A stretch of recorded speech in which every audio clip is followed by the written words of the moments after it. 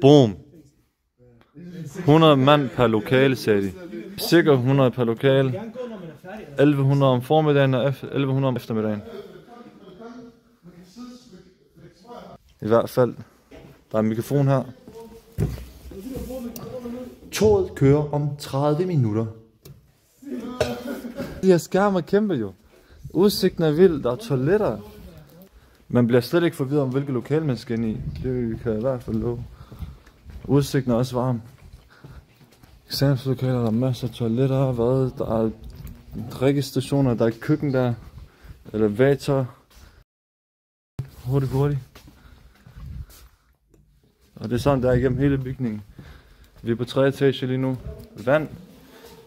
Den er ikke touch. Skal man sådan trykke kort? Ja, man skal sådan lige igennem der. Toiletter. Lige noget fra Squid Games. Crazy. 3 på. Crazy. Crazy Daisy. Ellers var det så bare udsigt. Ja, bare det samme. Ja, så bare 3 etager. We out. Ellers har vi bare en plantegning over bygningen her, og så har vi oversigt over transport. Det tager et kvarter at gå fra nærmeste letbanestation, og 10 minutter at gå fra nærmeste busstoppested. Ja tak.